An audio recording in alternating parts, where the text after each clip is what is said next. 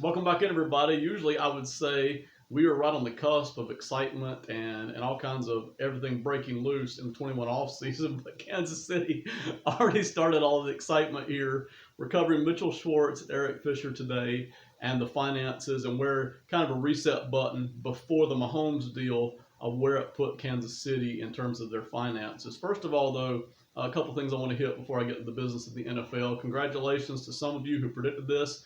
While I completely disagreed with some of the injury timelines I was seeing, and that video that we put out a couple of weeks ago went into full detail about what you kind of sort of should more or less expect on the injury side of things for both of these players. Still, I saw a lot of you and a few websites that actually correctly predicted that both of these guys would be gone for a different really set of reasons than what we thought. But congratulations to you guys. I thought Kansas City would at least keep one of these guys, if not both of them, for at least one more season and then kind of make some decisions in the last offseason. Andy Reid and Brett Veach decided to go ahead and let both of these guys go this offseason and in one day, no less. So congratulations to those of you who predicted that, and you were all over that. On the personal side of things, it's a little sad to see these guys go, okay? We understand it's a business. It's the business of the NFL. It's the business of professional sports in general. It's been that way for decades now. But having said that, as a fan of just sports in general, there's a part of you that would like to see guys like this get to stay. Now the salary cap just makes that impossible. If you have any real designs on competing for championships, you have to make some kind of hard decisions, whether it was Schwartz and Fisher this offseason or whether it's some other player next offseason. The cap just forces these decisions. We've seen it before with other Kansas City players and with other players in other leagues. It's business. But still, it's always sad to see guys like this go because they were a part sometimes of lots of postseason disappointment.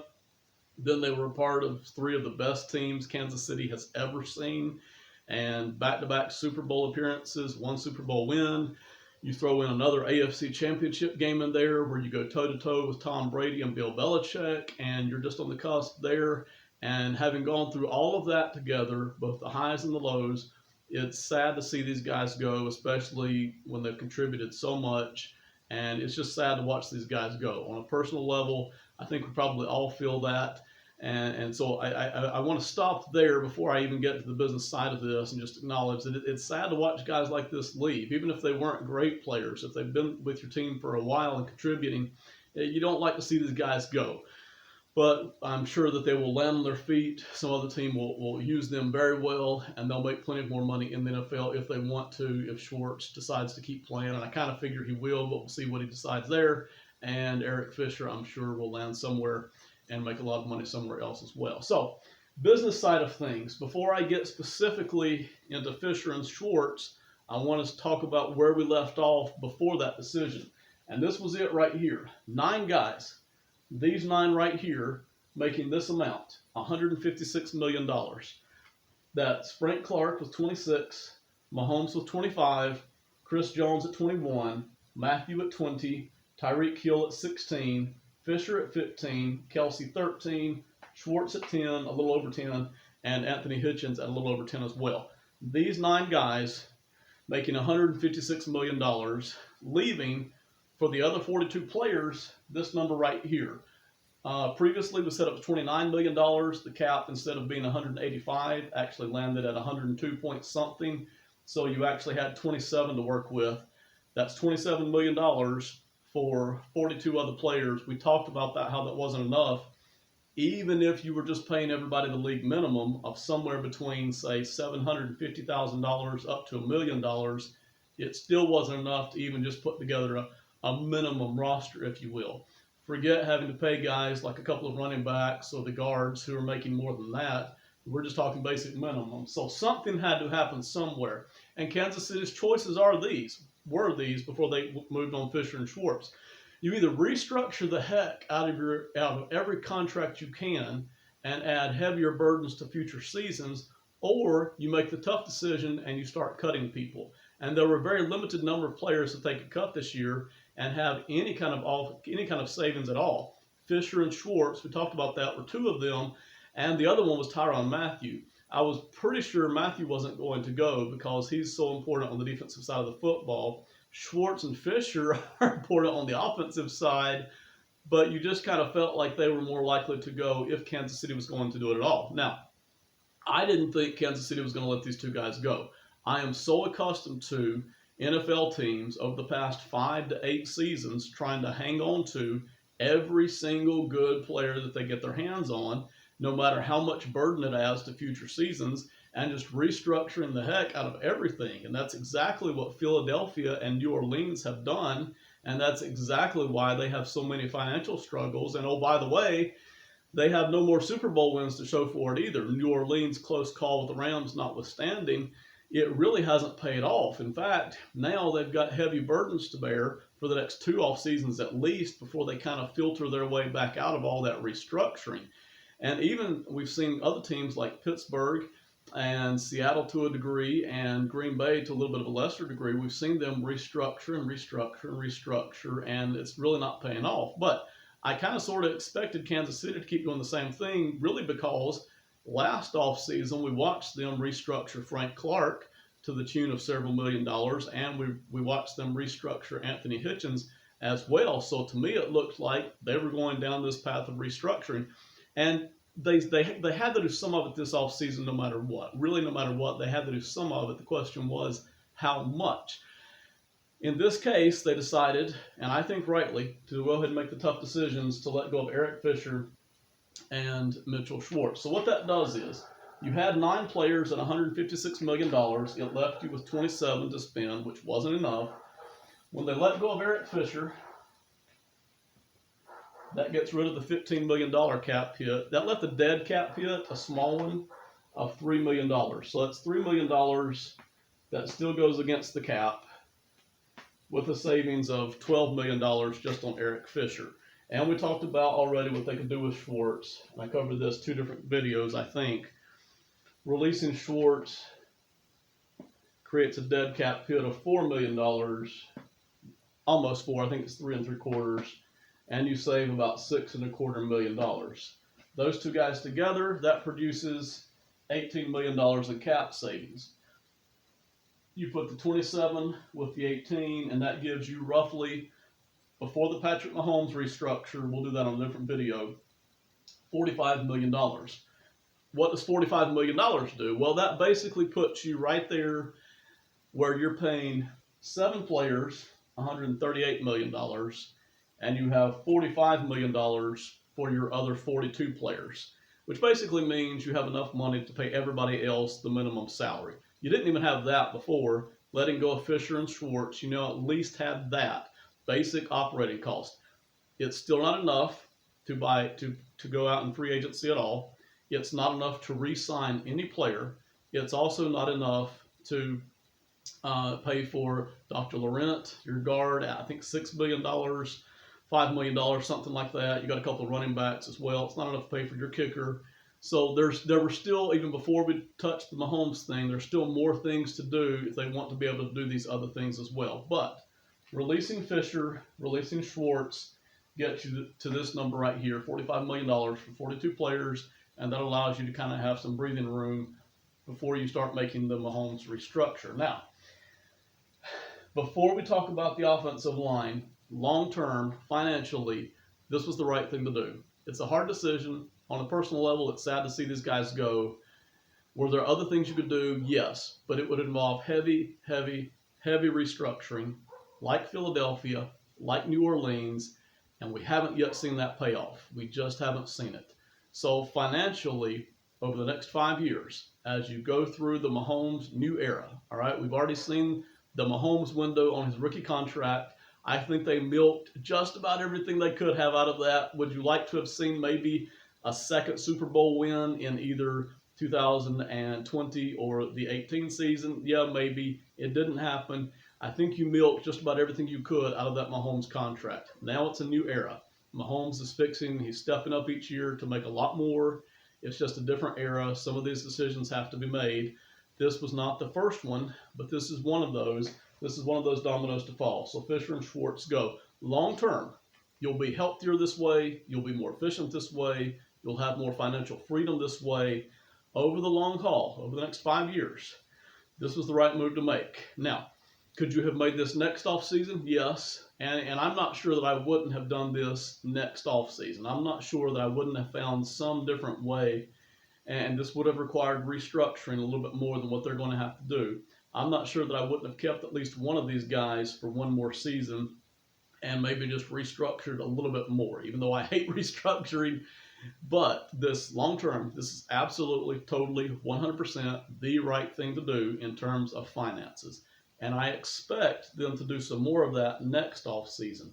We'll get into that on some other date, but I expect them to see more of these tough decisions next off season and maybe let go of another player or two next off season. Long term, though, this is the important thing. Letting go of Fisher and Schwartz is financially the efficient, wise, savvy, responsible, mature thing to do. Instead of breaking out the restructuring credit card and just slapping these numbers down on future seasons, this was the adult thing to do. Okay, instead of kind of hanging on to every single good player that you get, this was the best thing for the next 5 years. Now, there's always two ways to look at any decision you ever make: long-term gain and short-term benefit.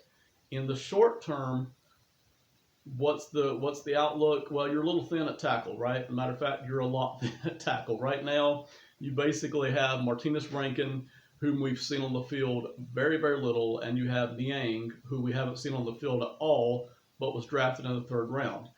There is some talk, some questions, maybe because you have Dr. Laurent at guard and Nick Allegretti at guard, maybe possibly you could move Andrew Wiley over to one of the tackle spots, and that would provide some more depth and some more competitive balance there at starting tackle. You could also bring back Rimmers, I think, for very cheap, and I think he's going to be a solid player there at tackle as well. But I'll stand by this for 2021. Not having Schwartz and not having Fisher, even if you have those other guys in the mix at tackle, I don't feel great about tackle. So in the short term, for 2021, and this is before the offseason gets going, you may see the offensive line. As a matter of fact, I think you're going to see the offensive line struggle a little bit more than it has in past seasons. Now, Kansas City, Andy Reid, Brett Veach, they're not going to sit on their hands and do nothing. They've got the entire offseason. They didn't wait until right before the season started to make these decisions. They went ahead and made them now, which is smart. They've got free agency, they've got the draft, and then they've got any street free agents that they pick up. And then they've got anybody else who happens to come loose from some other NFL team that we just didn't expect to come loose. And Brett Veach and Andy Reid have shown an excellent ability to pull guys in at $1 million, $2 million and get a lot of value out of them for the season. We saw that 2 years ago with Wisniewski. We saw that last year with Rimmers. We've seen it, I think, 2019 with Terrell Suggs. They've shown the ability to bring veterans in and kind of patch things together or fill in gaps for one season. They'll figure out a way to put together a competitive offensive line. And this is something I wanted to get to in an earlier video. I didn't get to it. I decided just to push ahead for the 21 Outlook. But there was an interesting article, I think, by Matt Connor in Fansided in December on the website. I really loved that article, and he talked about, and I wholly agree with this, it's the exact same way I felt about Kansas City. I've banged on Kansas City for 2 or 3 off seasons now to invest more draft picks, even if it's just a 5th round draft pick into the offensive line, and they haven't done a whole lot of that. But keep in mind this, and Matt Connor, I think it's the name of Matt Connor, wrote about this, and I agree with it. They have done an excellent job of putting together an offensive line that hasn't just been competitive. They've actually been a good offensive line over the past 2 or 3 off seasons. And listen, that's with 7th round draft picks coming in at the interior guard positions. In some cases, it's with guys that nobody in the NFL actually bothered to sign coming in September and October and playing for long stretches in the season. And Andy Heck has done an excellent job here.